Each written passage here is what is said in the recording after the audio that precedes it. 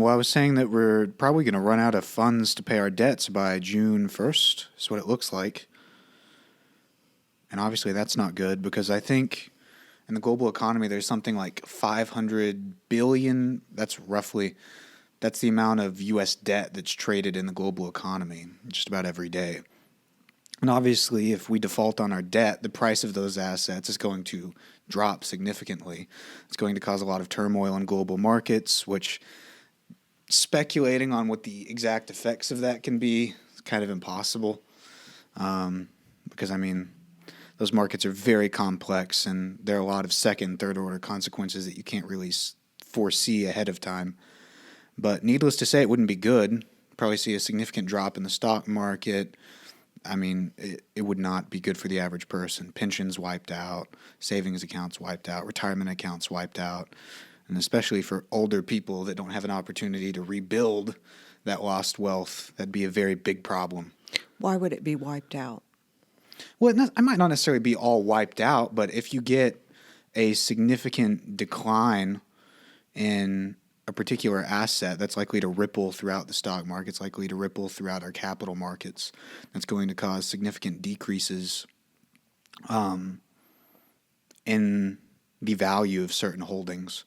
I know that a lot of retirement accounts, they hold government bonds and stuff like that. And if in order to sell those bonds, you had to sell them at significantly less than you bought them for, that's a problem, you know. So if the government cannot write checks, who's not getting paid or who's not getting a check? Well, in theory, it'd be some of just whoever some of those bondholders are. I can't tell you exactly who that would be. It'd probably be kind of widely dispersed. I mean, it's kind of a crazy thing that we're even talking about doing this because there's nothing stopping the government from doing this. This is an issue that has been completely manufactured by politicians. And now there's all this fear-mongering about it. And if this is actually allowed to happen, all of these politicians should be put on trial. I mean, this is insane that we're playing around with something this dangerous. We're treating it like a political football. I mean, this is the economic future of this country.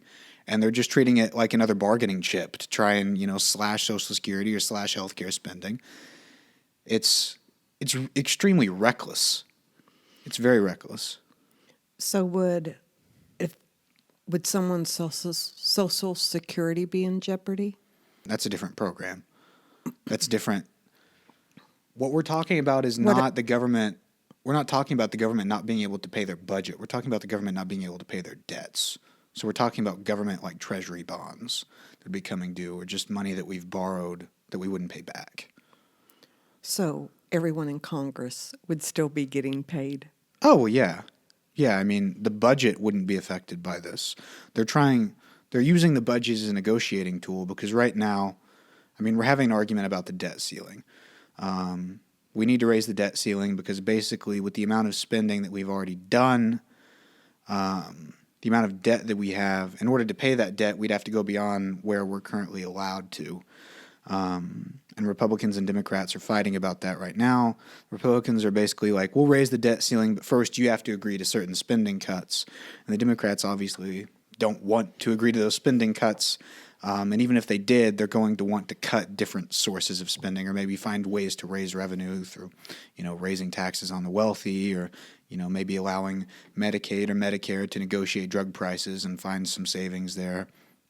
But, I mean, we're a few weeks away from a U.S. debt default, and that's only happened, I think, 4 times in U.S. history, and each of those times is slightly different. I think once was maybe in the 1860s, one was in the 30s, and then there were 2 others that really had less to do with a debt default and more to do with, like, the convertibility of certain notes into gold. But each of those times have not been good. Obviously, the 1930s was not a good time economically. So yeah, this is something we should not be playing around with at all. And then you have, Trump in his recent town hall, I don't know if that was in his town hall, but I know he said that they should let us default, like his negotiating position. He's like, we should default if they don't agree to these spending cuts. I mean, that's crazy. You can't. The consequences of U.S. debt default are significantly worse than the consequences of increased spending. Even if you agree, even if you think that increased spending might contribute to inflation, which the case for that is kind of shaky. A debt default is going to be significantly worse. And in my opinion, seeing that and siding with the default as opposed to just raising the ceiling is very short-sighted and deeply ideological thinking that I think is very biased. Now, when he was president, he said to not let it default. And so they asked he him. said that that'd be crazy, basically. Yes. Which he was right when he said that. And so they asked him during the town hall, and he was like, well, I was president then, I'm not president now.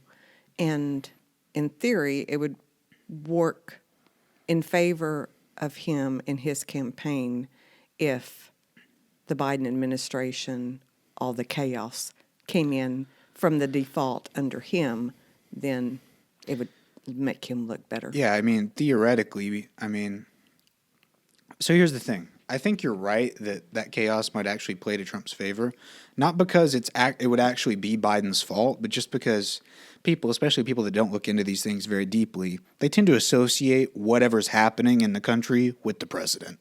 Even if it has nothing to do with anything the president is actually doing or not doing, it's just kind of a default association. So, when Trump was in office, the economy was doing okay. We had job growth, the stock market was growing, and of course, all of that was attributed to Trump.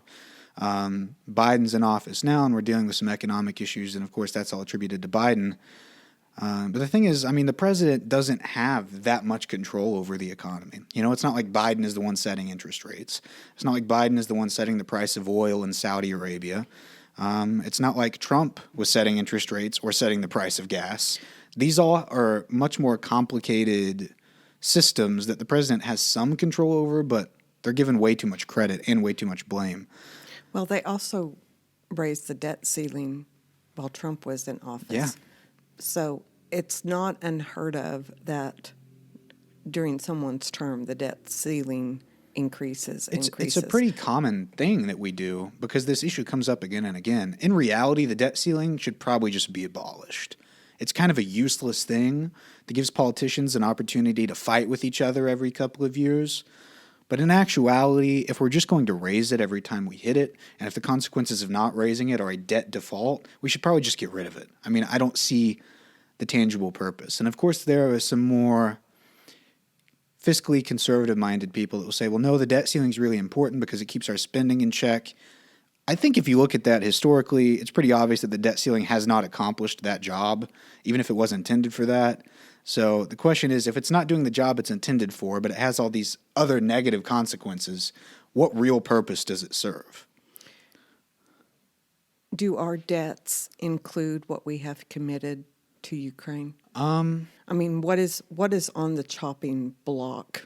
Here's the thing. I don't know what the specific things are that are on the chopping block. I don't know if anyone really knows, because I think it just kind of depends on whatever bonds that we have out there, whatever their due date is. If they come due after June 1st, we can't pay for them. Is basically so anything that matures past that date, it's just kind of up in the air, and that's a big issue because our ability. I think the big issue with it, aside from the fact that it would cause a lot of turmoil in global markets, a big element of power in the geopolitical stage, obviously you have hard power, and that's your ability to exert military force. But you also have soft power, and that's built not only on intimidation, but also on trust. Trust in your economy, trust in your government. And if the United States can't even keep our own government in line to pay our own bills when there is no real restriction from us doing so, I can't see a world in which that doesn't diminish our international standing, because there's going to be a lot less trust in the U.S. government. There's going to be less trust in the U.S. economy, less trust in the U.S. dollar. Those are all negative things for Americans, and it's hard to speculate exactly how that's going to manifest in our day-to-day lives, because that could affect 1,000 different things that no one could really connect those dots ahead of time. But needless to say, it's not a good scenario, and it's something that would best be avoided, particularly because of how chaotic it'd be. We don't necessarily know what the impacts would be. And that's even more dangerous to me than knowing exactly, well, if this happens, then this happens. This is not a straight A to B type scenario. This could branch out in so many different ways. Do you think it's more important for them to butt heads party-wise over either raising the debt ceiling or defaulting, are they thinking of the win, or are they thinking of the average American and what this could do to them? I think it's a bit of both. I mean, I don't think the politicians, I'm sure there's a lot of things running through their head, because I know a lot of politicians in the Republican Party, they genuinely believe that a lot of spending is bad for the economy. They believe it causes inflation that eats away at workers' wages and savings. So they view this as an opportunity to get spending under control. And if they kind of have to play a bit of brinksmanship, if they kind of have to play a game of chicken with our national debt, then they're willing to do that because they see that as a really strong bargaining position. But I do think it's very short-sighted in terms of just the potential implications that this could have, because even if we manage to pass an agreement before we reach that date, the fact that we got this close is an international embarrassment as far as I'm concerned. I mean, our political system is so disordered that we almost allowed ourselves to default on a debt when we have the full ability to pay it, merely because our own politicians were so busy scrapping with each other over their own ideologies in regards to spending that they were willing to see the global economy go up in flames because of it. I mean, it's so deeply irresponsible. And I think anyone that's been involved in it, I mean, I think voters should look at that. They should deeply consider that whenever those politicians come up for re-election. Let's talk about voting and whose vote really counts these days. What do you mean? From lobbying to super PACs, corporate power. Well, I mean, look, our democratic institutions, they are flawed. At the end of the day, we still elect our representatives on a generally a popular vote, with the exception of the president, because we have the electoral college. So the president's kind of an exception because we have the electoral college, which is fundamentally kind of an undemocratic thing. But most of our representatives, we still elect democratically. But the thing is, that democratic process has become so corrupted by corporate influence that it's really been undermined by the corporate influence in our politics. So, like, to give an example, anyone can run for a position, but at the end of the day, a lot of your ability to win elections just depends on name recognition. How many people know who you are, what you stand for? And in order to do that, you have to market. You have to raise money. You have to get your name out there through ads, through billboards, through events, all these different sorts of things that requires capital. And whenever you make your access to capital one of the fundamental determinants of who wins elections, you are inadvertently benefiting whoever in society has the most capital, which tends to be the wealthy elite. So they can come in and bankroll their preferred candidate in exchange for policies and opinions that are going to serve their own interests. And it is through that mechanism that the wealthy elite have corrupted some of our democratic values and institutions, because their wealth and their power has given them access to the levers of government decision-making. So with what you were just saying, how does all that is happening with Clarence Thomas feed into this corruption? Yeah. I mean, I think Clarence Thomas is a pretty glaring example of some of the fundamental problems in our country, right? So the Supreme Court already is an undemocratic institution, just by default. And it's kind of intended to be, because it's supposed to kind of be a check against some of the more mob rule impulses that can arise in a democracy. Now, I think that's kind of a flawed way of looking at things, and I think in some ways that just kind of shows some of the dated nature of our institutions, because our institutions were created in a time when people were worried that, specifically, the wealthy elites in the earlier colonial America were worried that, well, if you let everyone vote, they might take away the things that we have and everyone might have an equal say. But regardless, the Supreme Court's already kind of an undemocratic institution. And then in addition to that, we've now found out that these judges are getting treated lavishly by these billionaires. And the fact that that can't be considered a conflict of interests is absurd. I mean, Clarence Thomas, he was basically receiving what was equivalent to millions of dollars in gifts from this person. And the idea that that wouldn't have any potential impact on his decision making is ludicrous. And then you pair that with the fact that his wife was involved with a lot of the Stop the Steal type things. That's very concerning that we have someone like that on the highest judicial body in the country. We have a person whose wife is showing, whose wife is involved with a movement that is undemocratic. And now we found out that he's taking gifts from billionaires who apparently are best buds and they're all hanging out. And in the meantime, they're passing all sorts of legislation. I mean, the Supreme Court was hearing a case just a while back to try and undercut the funding for the EPA, try and undercut the funding for the Consumer Bureau of Financial Protection. These are all big issues that the Supreme Court is deciding, and to find out that there might be external influences that are affecting their decision-making is deeply problematic. How do we keep the conflict of interest and money as an influence in our policies and in the decision makers? How do we keep that out of the Senate, out of the House, out of our government leadership? I don't think we can ever get it completely out of the equation. Wealth and power have been inextricably linked basically as long as human civilization has existed. I mean, we know, for example, just to show you the impact that wealth and money has had on human culture and society, the oldest writing that we have, coming from ancient Mesopotamia, is a record of debts that are owed.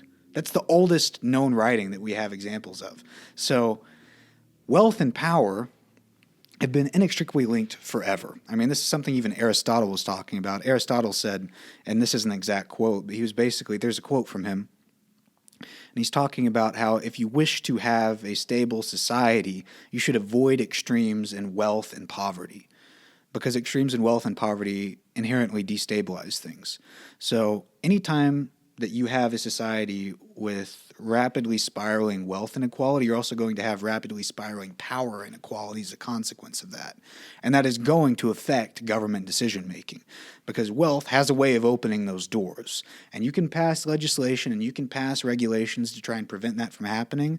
But if you have the money to hire the best lawyers in the world, if you have the money to send your kids to the same schools as these politicians, if you have the money to host events and you're all in the same room, you're going to find ways around those regulations. So at the end of the day, one of the best ways to tackle this, and there are specific policies and political forms we could talk about. We could end Citizens United. We could put more stringent, restrictions on campaign contributions. All those are things that we should pursue, but they're never going to be enough until we fix the underlying mechanisms in the economy which create these massive disparities to begin with, because there's always going to be some loophole. There's always going to be some way around it. So until we can fix that underlying inequality, I don't think it's going anywhere, because it's inevitable that those with extreme wealth will also wield extreme power. I would love to see our public schools and our education of our youth become a priority. Well, let's talk about education, which I see as one way to elevate a society. Absolutely. We know empirical evidence has shown time and time again that in terms of things that a government can invest in to increase economic growth, education is one of the top things. Spending on education does more for GDP growth than tax cuts, significantly more. And it's pretty straightforward. If you think about, what are the fundamental levers of the economy? Well, it's labor and capital, right? You have your fundamental economic resources, so that's things like your workers, energy, materials, stuff like that. Well, obviously, if you can make labor more productive, that's going to translate into higher economic output. And one of the best ways we know to make labor more productive is to make people more educated, give them more skills, give them better training, more education, just a greater ability to think things through and a greater knowledge of various different things. So education is one of the few things that really translates into increased economic growth. So the fact that we have a committed faction in this country that seems to be demonizing public education. They want to slash public education budgets. They want to privatize the education system. they are fundamentally opposed to one of the best ways we know to increase economic growth.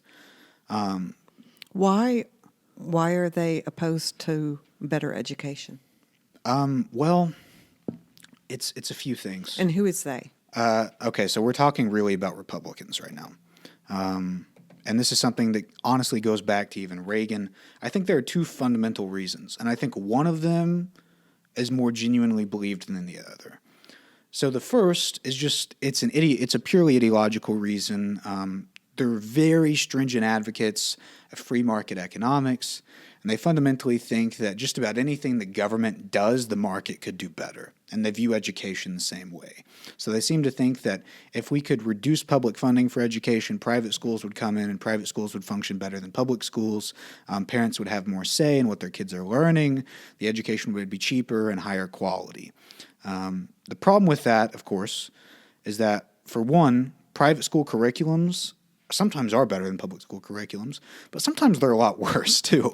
I know just in my personal life, I know people that went to private schools, and there were very important things that they didn't get taught because the school was a religious school and they weren't able to teach about certain subjects. And that actually held some of these people back in high school because they were starting at a disadvantage in comparison to other students. And also, there are some families that are so low income that they simply are not going to be able to pay for a private school education. And even if you say, well, we can give out vouchers, well, private schools are still selective. They don't take everyone that comes in. So even if you have a voucher, you might not necessarily get accepted into the program. So public schools are a really important thing. Every well-developed country on earth has flourishing public school programs. It's one of the things that helped develop America. And if we want to keep America developing, we need to be investing more into these public schooling programs, not taking money out of them. Because at the end of the day, that's going to result in nothing more than a lesser educated population and a less productive labor force. And that's going to be bad for the economy going forward. Is there any correlation between some of the poorest states or red states? Mm-hmm. How do they compare in education? Well, not good, obviously. We've mentioned that there's a correlation between quality education and economic growth. And conversely, when you look at some of the poorest states, obviously they're going to have some of the worst education systems. Part of that is because they lack the public funding for quality education systems, and those two issues kind of feed into each other, right? So you have a poor education system that produces lesser educated workers who are less productive. That leads to lower economic growth, which leads to even less money for the education system. And it's kind of a self-perpetuating cycle. And that's another thing that a lot of people sometimes criticize some Republicans for, is that they actually want to undercut some educational funding because demographically speaking, as people become more educated, they also become more liberal, and they tend to vote more for Democrats. So there's some people that say, well, look, the reason Republicans want to cut education budgets isn't just because they believe in the free market, or isn't just because they're worried that teachers are going to teach kids about trans people in the second grade. It's actually because they know that an educated population is bad for them politically, because a lot of their policies rely on ignorance. A lot of their policies rely on people that don't have an extensive knowledge of U.S. history, they don't have an extensive knowledge of geopolitics, or they don't have an extensive knowledge of philosophy or mathematics or psychology or any of these more nuanced topics that once you really dig into them, you realize that a lot of the Republican rhetoric stops making sense. So how do we improve this situation? Which situation? Of having this disparity of some states, you might receive a better education than you would in another. Yeah, and it's not even in states. It's even more localized than that. I mean, a big issue in some of these significantly, like some of the most crime-ridden communities in America, some of the poorest communities in America, one of the biggest reasons they stay that way is because the education systems there are so disastrous. And a big reason for that is because in America, our public schools are funded primarily through property taxes. But the problem with that is that means that the education you receive is heavily based on the class that you just happen to be born into. and the wealth of the community that you happen to be born into. Because if you're born into a poor community, well, the property taxes there are going to yield less. It's going to result in less resources for your education. So you're born into a bad situation. You receive a poor education because of it. And then, on account of that, you're less prepared to be a productive worker, and you're more likely to stay in poverty as you grow up. Like I said, that creates a self-perpetuating cycle.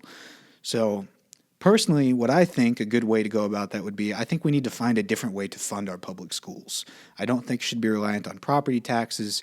Perhaps it should definitely be administered at the state level, but I would even be supportive of something like the federal government taking a more direct role in funding those. They could give out block grants to these states with the explicit intention of funding their public schools, and there could be X amount set aside per 1,000 students, per 100 students, and we could possibly do it that way to ensure that everyone receives a more fair shot at a quality education instead of simply being doomed to a terrible one simply on account of where you happen to be born.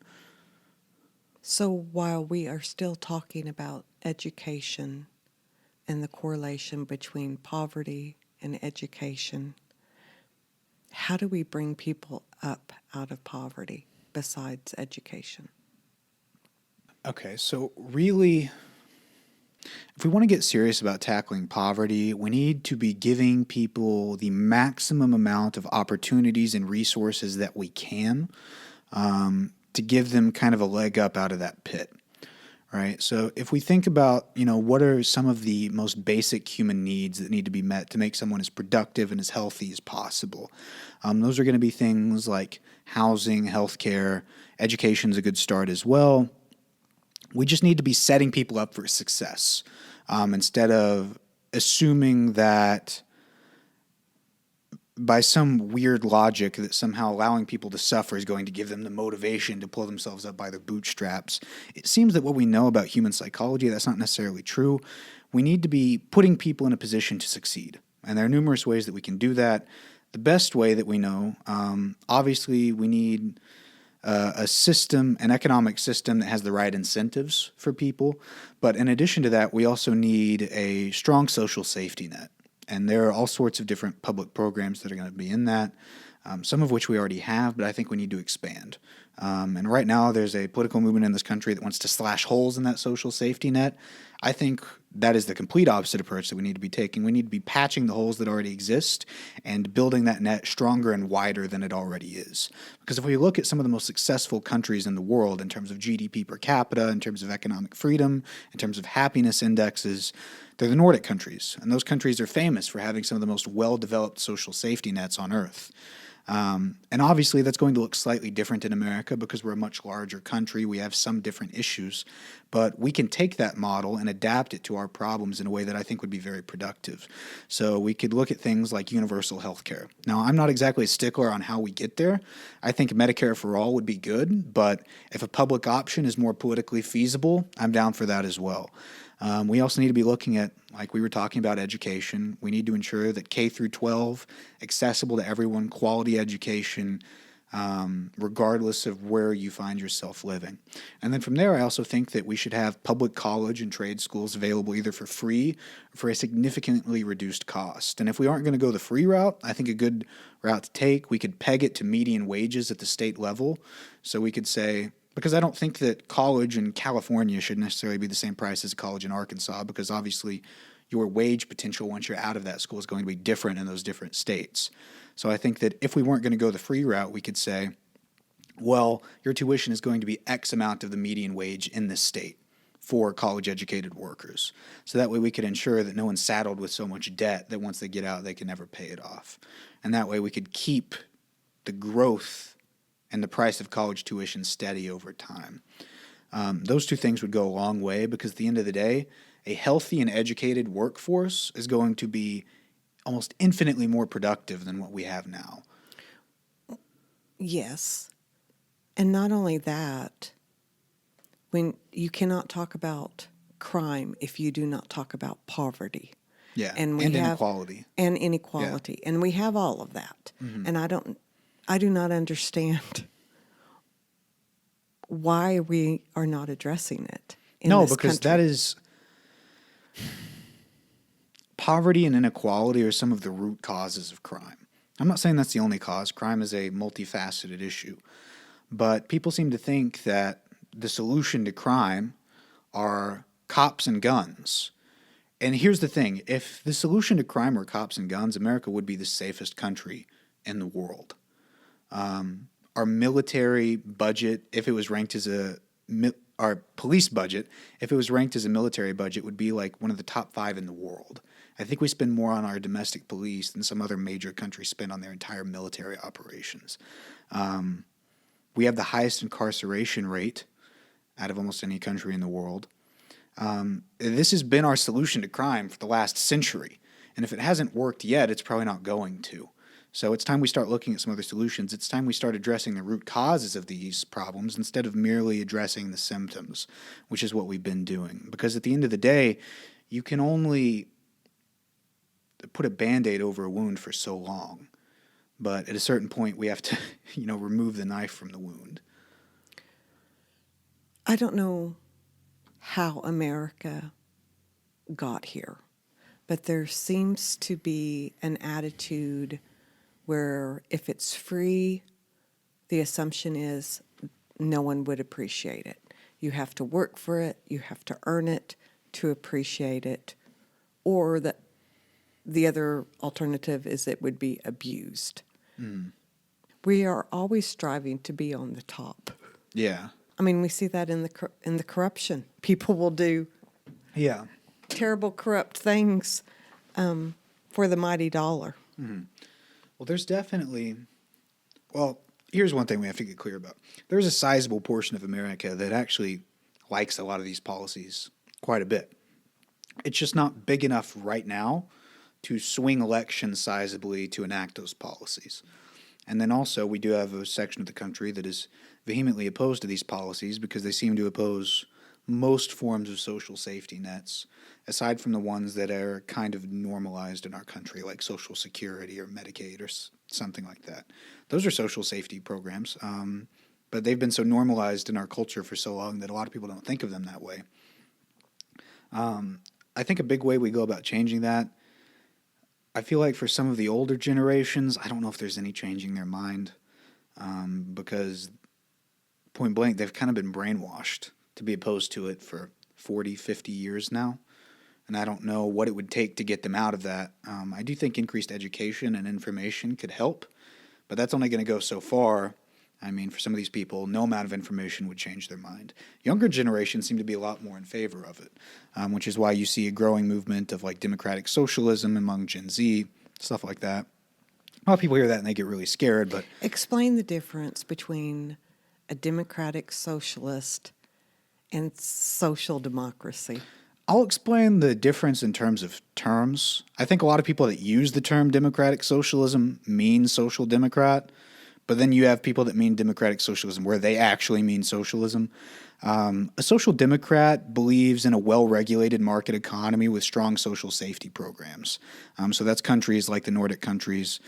They have very high economic freedom. They're still fundamentally a market-based economy, but they're a well-regulated market economy, and they have public programs that ensure that all of their citizens have access to the basic necessities and the basic resources and opportunities that are required to live a fulfilling and healthy life. A democratic socialist, on the other hand, actively wants to move away from capitalism and transition to socialism through democratic processes. So that's different from, a revolutionary socialist who wants to, basically revolt against the bourgeoisie. A democratic socialist wants to go to socialism using democratic institutions step by step by step. So the difference between a social democrat and a democratic socialist actually wants to reach a point where we abolish private property and move all the way to socialism. Social democrat says, let's keep the market-based economy, let's keep the economic freedom that comes with that, but let's take steps necessary to regulate that system to make it work better and also invest in the public programs to take care of anyone that falls out of that system or falls behind in that system. I do not see either party right now willing to take the steps to move towards a universal health care or to really take any steps. I think they think it's too soon, that America in general does not want it, that voters would not support it. So I don't know what it will. It's a few things. So one, the Republicans aren't going to be on board for that simply because ideologically they can't support that, because that would mean supporting growth in the government and the economic sector, and they're going to be opposed to that because they serve the wealthy elites and their interests even more than the Democratic Party establishment does. On the Democratic side, you have mixed opinions about it. There's a sizable portion of the Democratic Party that would be in favor of some form of universal health care, whether that's Medicare for all or something like a public option. But then you have the more moderate Democrats who are opposed to it, either because they accept sizable donations from pharmaceutical industries, from the healthcare industries, from the insurance industries, or just because they personally, as a matter of ideological conviction, don't think it's a good idea. And also, if you look at the American population, let me see what the latest estimates were on that. Because I just don't think we're at a point yet where a majority of American voters really want it. We're close. And I think once the younger generations start to come of voting age, we're probably going to cross that threshold. But right now, I just don't think we're at that point yet. And a big reason for that is because the universal health care gets stigmatized as a form of socialism. And a sizable chunk of the American voting demographic right now, they lived through the Cold War era. They were constantly being told about how horrible and evil anything associated with socialism is, that's so baked into their brain. Anytime you associate any sort of program with socialism, they automatically have a negative emotional reaction to it and will oppose it strongly. I don't know if anyone has really sat down to see how we could make it better. We have a lot of examples of where it has not worked. Mm-hmm. Or we hear horror stories about the length of time it may take for you to see a doctor or the quality of care once you get there. So I think we, as Americans, we would want it to be better than that. Yeah, I mean, here's the thing. And this is one thing that I think a lot of politicians and pundits are really dishonest about. Every policy, no matter what it is going to come with certain costs and benefits. There are always going to be trade-offs for anything. So the trade-off for our current system right now is that it's very expensive, very expensive. People put into tremendous amounts of debt with our current system, but on average, it does have a high quality of care if you can afford the care, right? So the American healthcare system is the best health system in the world if you're wealthy. But if you're not wealthy, it's one of the worst healthcare systems in the world because you're going to have less access to it. And if you do manage to get access to it, you're going to be in a position where you're kind of financially ruined for a significant period of time, if not the rest of your life. So that's the trade-off with our current system. The trade-off for something like a universal healthcare system, yeah, you might have to wait a bit longer. And the reason for that is there are more people that would be able to get the care compared to now. The reason you don't have to wait so long now is because there are less people taking advantage of the system because it's priced out a significant portion of the people that actually need the care. In a universal healthcare system, you're not pricing those people out. So yes, certain procedures might take a bit longer. But I think if you ask the average American, would you rather wait a bit longer or would you rather go into debt for the next 20 years? I think most people are going to take I'll wait a bit longer, because I think that seems like a more sensible option. In terms of quality of care, there's not that big of a differentiation from what I've studied. It's still pretty high quality, and considering the amount of technological innovation, the amount of capital that we have in America, I wouldn't see the quality of care declining significantly. And we could still keep private hospitals. There's nothing wrong with that. That could be, sort of separate system from the one that we have. But I think that the government acting as a single insuring entity and removing the private rapacious insurance companies that act as nothing but an unnecessary middleman from the equation would do wonders for the American economy and the American people. Well, that was going to be a question I had for you as well, because Trump promised to do something about the Affordable Care Act. And it was going to be beautiful. Yeah, for me personally, It has become more expensive year after year after year. Higher deductibles, higher out of pocket. Mm-hmm. And there was a couple of years I didn't even use my insurance. Yeah. And the next year it increased still. He was going to increase competition. Yeah, that's the And famous last that did words not of a bad happen. policy. There are fewer companies I have access to in this state who will cover. And the people that I see getting rich are pharmaceutical companies and insurance companies. And I see the average American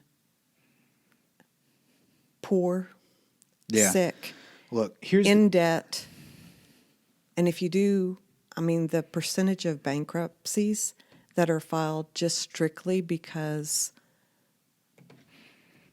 in order to live, they have to get health care and go to a doctor. But then once they do and get their bill, and then they're trying to pay that off, then their quality of life is not worth living. Yeah, I mean, healthcare costs are the number one cause of bankruptcy in the United States.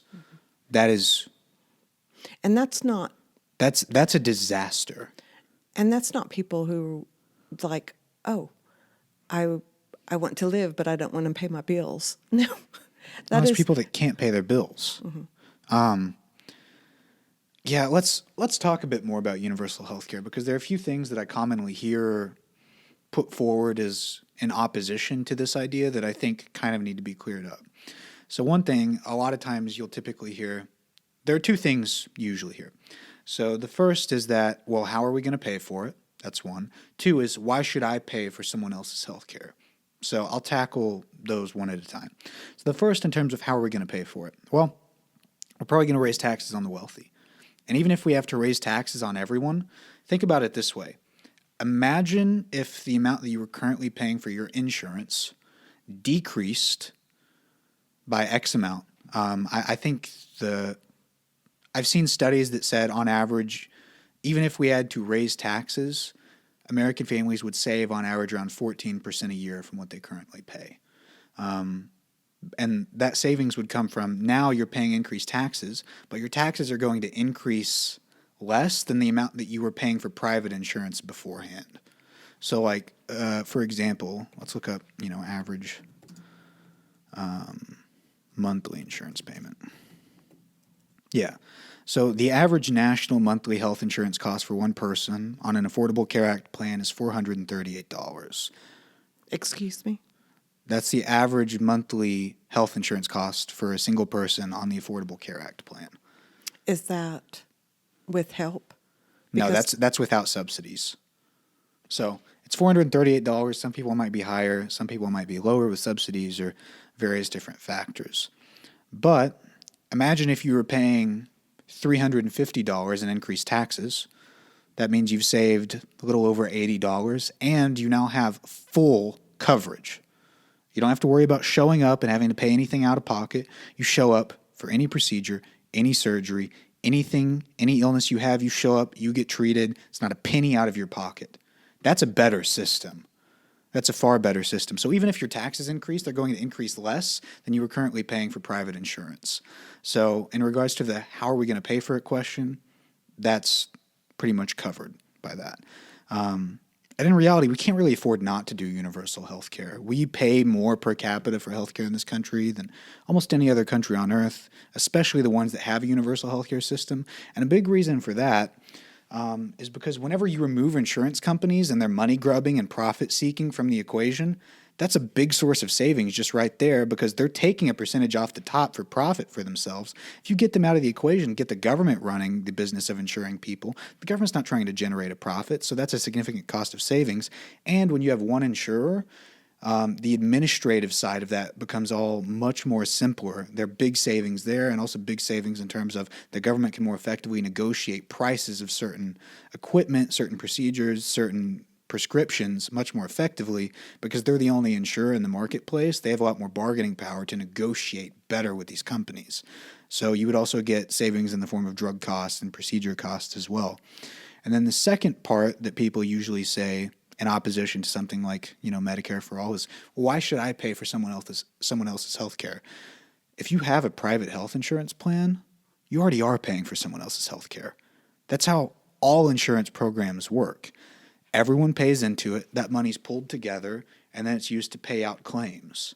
The same thing is true whenever the government's doing it. It's the same thing that these private companies are already doing. Right now, you're going to pay a monthly premium whether you use it or not. Yeah, and the same thing would be true under universal health care. It's the same concept, but it's going to be cheaper and better.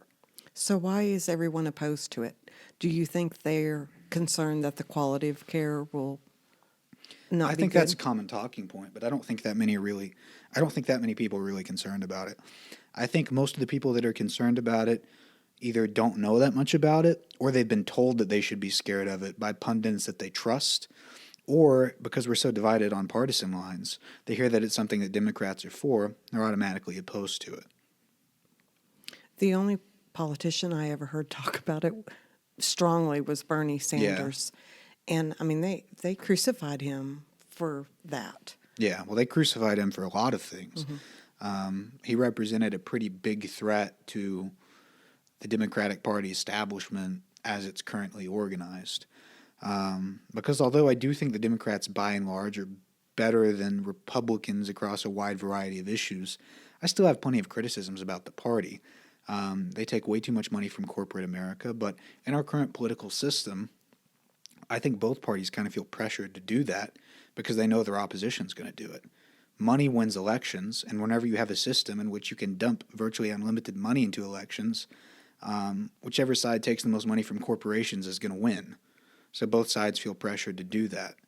And until we can pass some sort of sweeping campaign finance reform, some sweeping political reform, that issue's not going away anytime soon.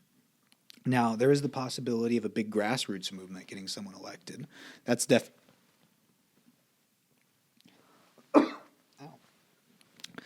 That's definitely not outside the realm of possibility. Repeat that.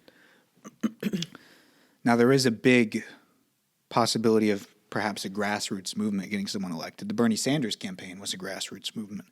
I just don't think we're quite at that point yet politically where that's viable. I think we're getting closer and closer every day. I think Generation Z is going to have some big opportunities in regards to that because we're capable of organizing effectively over social media and possibly achieving something like that. So that'll definitely be something interesting to watch over the next 10, 15 years in politics. Well, I hope America can hold on that long because I feel that America is in a crucial time period right now. We're definitely in a crucial time period. And we need to pivot. And I agree with that. I think people want change, but they're looking for it in the wrong area. Did Trump bring that much change? No, he promised he would, but he didn't. Has Biden? And each individual has done good things during the administration, but it hasn't resulted today where the average American is any better off. Yeah. So if we want change, in some ways there have been, but it's been. Why would we go back to Trump? If we want change, why would we go back to Biden? I am just so ready for a breath of fresh air. Yeah. I think a lot of America. I think a lot of Americans are. I also think there's also a sizable portion of Americans that are just scared because they see. I think they can kind of see the social fabric beginning to unravel, and they just kind of want to slow that process down, which I think is the appeal of someone like Biden, because he's not seen as this inspiring candidate that's going to lead America forward into the future. He's definitely seen as kind of a bulwark against someone like Trump, who people see as moving America actively in the wrong direction. So they kind of see Biden as kind of like an anchor that's going to keep us from getting dragged off into fascism, right? And then people on the other side, in the Republican Party, they see Trump as someone that's going to actively move America back towards our, more traditional roots away from wokeism, away from the scheming socialists in the Democratic Party. And they definitely see Trump as that kind of anti-corruption guy, even though he's not that person, but he plays that role very effectively. And he uses that rhetoric very effectively. I don't know until Trump's influence in American politics really can't be overstated, because I think the Democrats might feel more comfortable fielding a more progressive candidate if the Trump influence wasn't there. Because I think it has a lot of people in the Democratic Party so scared that they're willing to kind of settle for a more moderate, kind of bland candidate if they know that it's going to keep Trump out of the White House, because they're so scared of what another 4 years of his presidency might do to this country. And I think that's kind of a sad place to be, but it's the place that we're in, because like you said, we do need to pivot. We need some radical change in this country. But right now it seems like we're kind of going the wrong direction. And all the people that would be in favor of moving in the proper direction are so scared that they're willing to stay kind of the same if it means we can stop that process of decline. From getting any worse. Yeah, yeah. Interesting. So this is what I was talking about earlier, when we don't really know exactly what's going to happen with concerns about the debt ceiling. I'm looking here on Reuters, and it says that U.S. equity funds are facing huge outflows after May 10th on caution over the U.S. debt ceiling and concerns on disappointing earnings forecasts. So there's a lot of money starting to leave the market already because people are just concerned about what the potential repercussions could be. And that's another thing that's so tricky about capital markets. A lot of them operate not only on real information, but also expectations of what might happen. And that's another factor that once you throw it into the mix, makes it very hard to predict exactly what's going to happen, because sentiment can turn around so quickly, and it can be warranted or unwarranted, and it's hard to factor in what people are thinking or concerned about, you know? So it can really spiral out of control rather quickly, and that's why we should not be messing around with this problem any more than we already are. Did you see that Kamala Harris was named to With the AI. regulate AI? I know. I don't know why they're putting her in charge of that. I don't know if there's a single person in Congress that should have anything to say about that, after seeing the brilliant display of their technical knowledge whenever they interviewed TikTok's CEO a while back, asking about, does TikTok connect to Wi-Fi, and questions like that. Okay, we're going to be coming up on a new election cycle soon. Yep. Last election cycle, some things got really interesting. As they often do. What role do you think social media is going to play in this next election cycle? I think it's going to play the same role it always does. It's going to serve as a forum for people to share information, both true and false information. And it's hard to tell ahead of time what stories might break, what sort of trends or ideas might catch fire. I've said this before, and I firmly believe it to be true. I think social media is the best and worst thing that's happened to American politics in a long time. Because it's allowed people to connect and share their ideas, and that's been both great and terrible. Because while some people are able to share and connect with other people that have good ideas, the same thing is true of people with awful ideas. So you've had fringe political views, some of which have been good, and I'm glad they're starting to get more limelight, and some of which have been grotesque and evil, that are also starting to get more spread and awareness. And I mean, a great example of how this can quickly become a major problem was with the Hunter Biden laptop thing, the last election. These social media companies are hopelessly unprepared to properly navigate some of these situations, and it's only going to get worse. We've never dealt with informational flows like we see over social media now, and we're only beginning to see the potential impacts that could have in our political processes going forward. And it's become it's made concerns over what's true and what's false and what is reliable and what's unreliable more important than ever. And we now have even less of a good answer for that than we ever did before, because it's hard to know who you can trust on the internet. It's hard to know what sources are valid. And whenever you're coming up to an election, when time is of the essence, you're now making these incredibly difficult decisions under immense time constraints. And the likelihood that you're going to make the wrong call is just going to continue to increase exponentially. And I don't think there's a good way around that. Because there are some people that say, well, they shouldn't censor anything. Well, I don't see how that could possibly be the right solution to this. Because let's imagine for a moment that the Hunter Biden laptop story, just in another universe, let's imagine that actually was Russian propaganda. But imagine that Twitter and Facebook had allowed that story to run uncontested.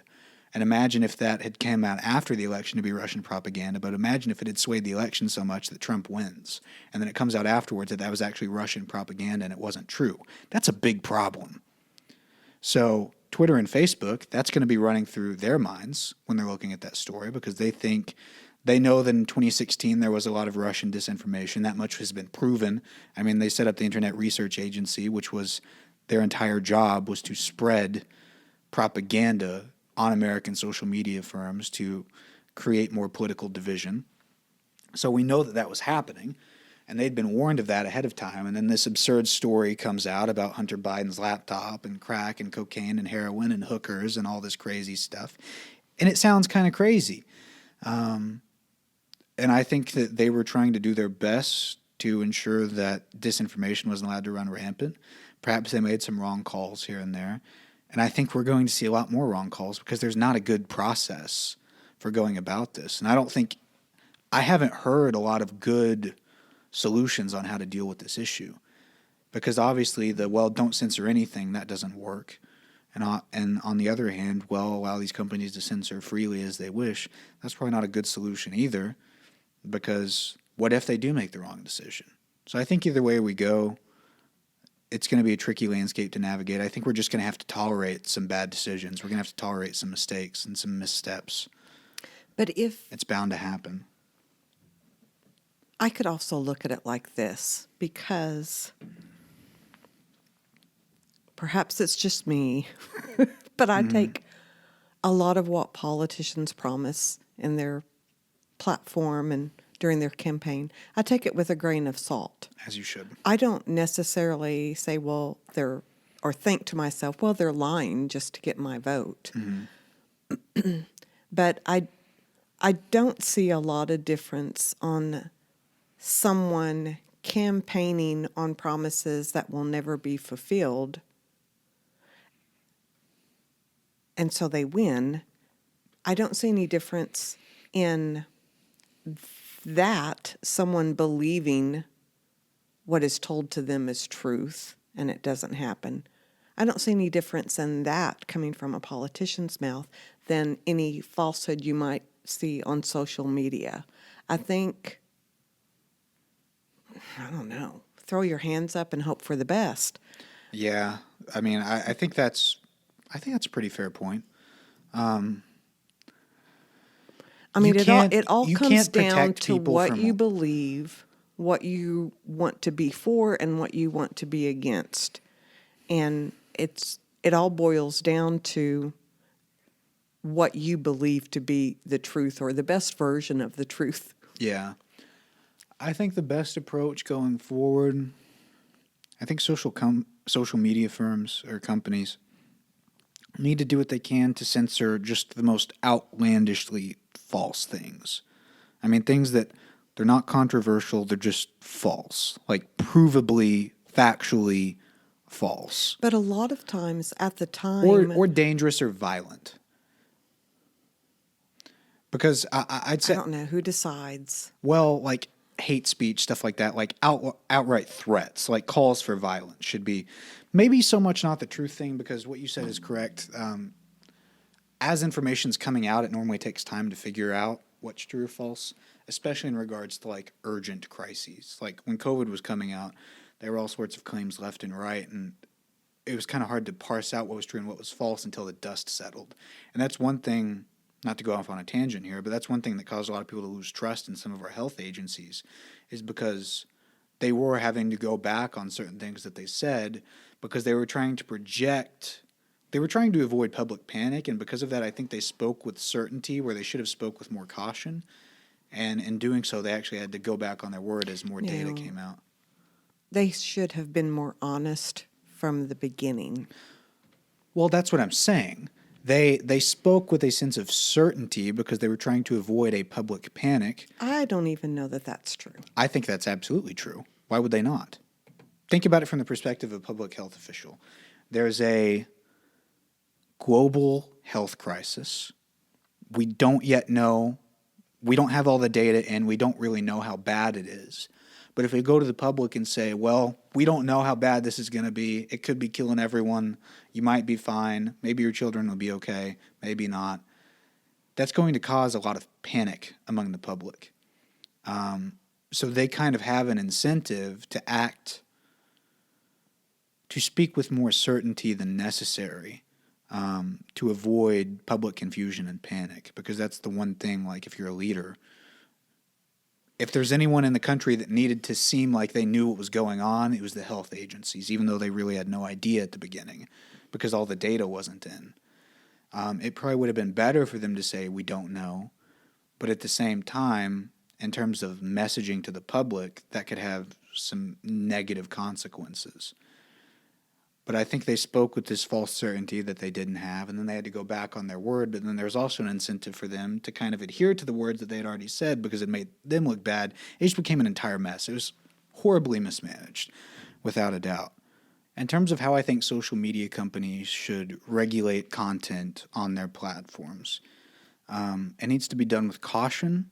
It needs to be done carefully. I really think in terms of like who should be banned, that should be based on, one, is it a real person? If it's a bot, probably should just get rid of it. That's not good for anyone. But on top of that, obviously directly like hateful or violent speech, calls to violence, threats, those sorts of things should be banned. Beyond that, I think need to be very cautious, especially as stories are breaking, because you're unlikely to have the full scope of information that would be necessary to make an informed decision on whether or not to censor something. Really, it needs to be evaluated on a case-by-case basis, which isn't a great answer. That doesn't sound good when a politician says it, Well, but I don't see any other way around it. News is always breaking, and you give your interpretation of what you have been told. You present that to the public in breaking news all the time. And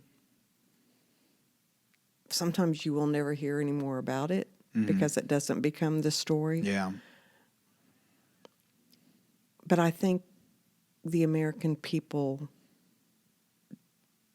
deserve to be presented with all information and let them decide, because you will never be able to keep anyone from the opinion that they're going to have. Yeah, and sometimes the censorship, and we've talked about this before, sometimes it can have a sort of backfire effect.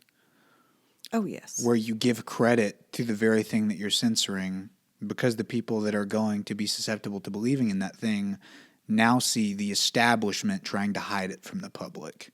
Even if you have totally valid reasons for doing it, it's going to play into the hands of conspiracy theorists and whoever your opposition might be. It's got to happen on a case-by-case basis. There's no way around it. Just with caution, with discretion, just being very careful. But even then, there are going to be a lot of mistakes made. I really think it ultimately boils down to the fact that social media is one of the most powerful social tools that humanity has ever invented. This is probably more impactful than the creation of the printing press. And we do not know how to manage this thing responsibly yet. It's way too new. I mean, it's only been around for less than, 20 years, maybe? And even shorter than that in terms of widespread usage.